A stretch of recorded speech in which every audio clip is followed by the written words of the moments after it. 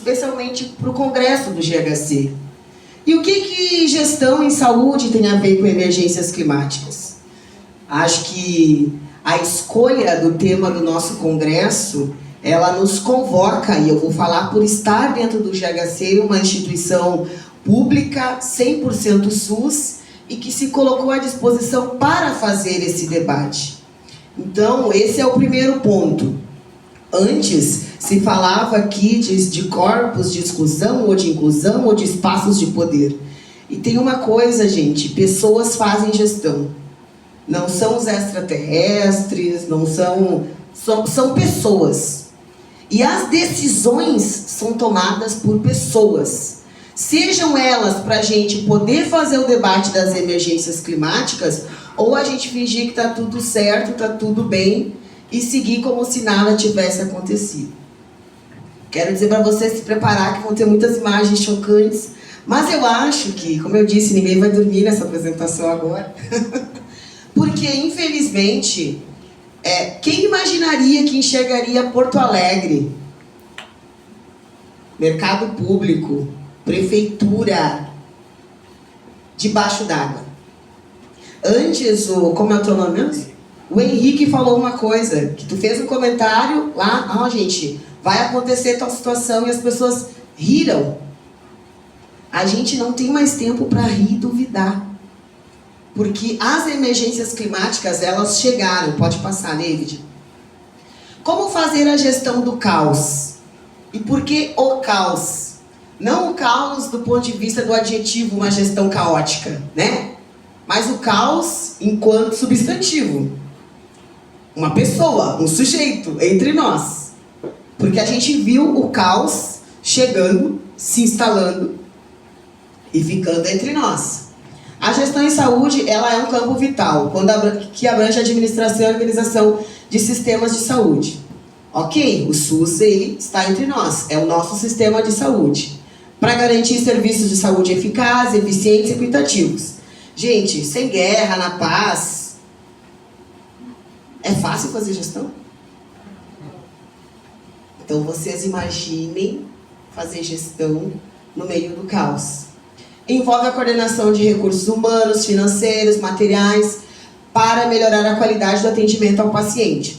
Tudo que a gente faz é sempre pensando no usuário como melhor atender. Quem é que lembra o que aconteceu com os nossos materiais em Porto Alegre na enchente? Tinha material para atender? Tinha água? Tinha luz? Tinha internet? Então a gente teve que aprender a fazer gestão no meio do caos. Por isso nós, gestores em saúde, vocês, gestores em saúde, precisamos lidar com os desafios complexos, com a implementação de tecnologias da informação, gestão de custos, conformidades com as regulamentações. Eu me lembro do George, levanta a mão aí, nosso coordenador de enfermagem. Ele foi questionado, tá, nós vamos fazer aqui no meio da sujeira, olha, a gente tem que se reinventar, não é que tu vai fazer um procedimento no meio do barro, dependendo sim. Então, assim, tudo se adapta para conseguir atingir o objetivo final. Promover a inovação e a melhoria contínua dos cuidados em saúde, adaptando-se às mudanças nas demandas populacionais. Eu trouxe uma fotinha que ficou menor aqui. Depois da pior enchente da história, o Rio Grande do Sul ainda vai se recuperar? Era uma pergunta. Porque eu me lembro da ministra falando numa das mesas que a gente teve de emergência, que tinha todo dia aqui no GHC, que ela não imaginava e só conseguiu ter a dimensão do que foi a enchente quando eles sobrevoaram de helicóptero.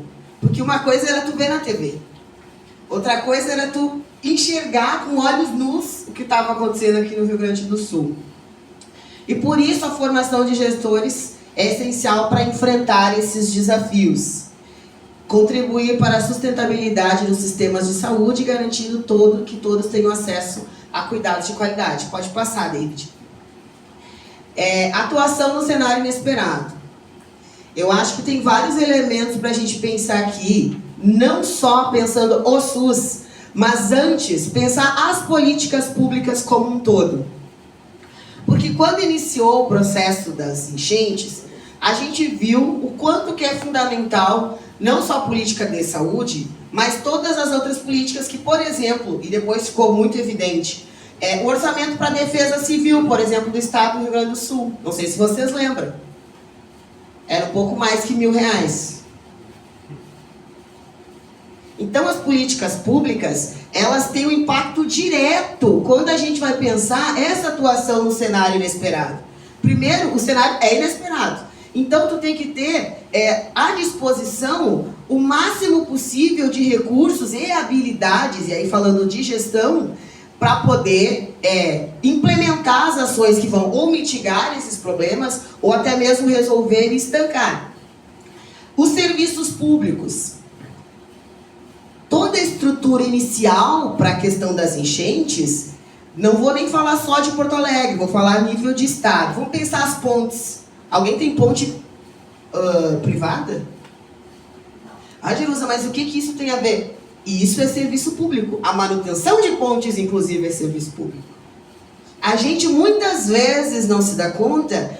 Quem faz a gestão, a gente está discutindo aqui gestão em saúde, mas fazer gestão, isso teoricamente seria um pressuposto em todas as secretarias, em todos os níveis de governo municipal, federal, estadual. Só pegando um exemplo, servidores públicos. A gente tem vivenciado, novamente, não só na saúde, uma precarização do trabalho, uma terceirização em massa. Acho que em 2017, quando se muda a legislação que permite que não só o meio, mas o fim possa ser terceirizado, isso ampliou muito a questão da terceirização. Além da privatização das empresas que eram públicas, a exemplo da CE Equatorial. E a reforma administrativa está a toque de caixa, PEC 32. Então a gente tem uma questão que diz respeito aos servidores públicos. Aqui o GHC, a gente vive uma realidade muito distinta da maioria das prefeituras, do próprio governo do estado, né? Acho que o exemplo da CE Equatorial porque as pessoas que foram para a rua desde consertar o fio, gente, vários de nós aqui ficamos muitos dias sem energia. Porto Alegre, capital, muitos dias. Mas o que isso tem a ver? Isso tem a ver com isso que nós estamos falando. Não tem como tu atuar no cenário inesperado com equipes despreparadas, equipes que entraram ontem, pessoas, não é as pessoas, elas não são as culpadas, é toda essa engrenagem que faz a gente ter um serviço de péssima qualidade. Ele é público, porém não estatal. Né? Porque a gente, inclusive do ponto de vista do que aconteceu, que inundou toda a parte de engrenagem que organizava para o DEMAI, por exemplo, a gente na verdade tinha construções antigas que ninguém imaginava, né? Ninguém acreditava que podia inundar, e as coisas ficaram embaixo d'água porque elas eram muito baixas. E aí a gente se pergunta o que mudou de 23, 24 para 25, do ponto de vista dessas estruturas. Se hoje chovesse e alagasse de novo, não mudou praticamente nada. E aí entra de novo o SUS. Sabe qual foi a sorte das pessoas na pandemia? O SUS. Qual foi a sorte das pessoas nas enchentes? Novamente o SUS. Porque eu acredito muito na luta constante. Porque assim, não dá para dormir, senão a gente perde o que tem. Se tentou por várias vezes se desmontar o Sistema Único de Saúde, mudar a função do Sistema Único de Saúde, a própria questão da terceirização da mão de obra, fim no Sistema Único de Saúde. O SUS ele só se sustenta, gente, à base de luta. E por isso a importância da saúde pública, e aí eu acrescento, estatal. É a gente entender o que a Constituição diz, que é dever de quem? Das pessoas. O Estado, um Estado forte, um sistema de saúde forte, para que a gente possa, independentemente se o cenário for de crise, e aí eu fecho com a foto, eleição de Porto Alegre, qual o peso das enchentes na capital que ficou submersa? Muitas pessoas apostaram numa avaliação e numa crítica social que impactaria de um jeito.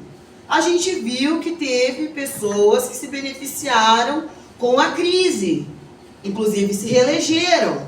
Ah, mas vai falar de política? Sim, gente, política muda a vida. se estava tudo bem, estava tudo certo, as pessoas reelegeram o projeto que estava. E aí eu me lembro assim, de engenheiros que construíram, meu Deus, os muros da Mauá, dizendo, o troço foi feito há 70 anos, 80 anos, 90 anos. Lá atrás os caras já pensavam nisso.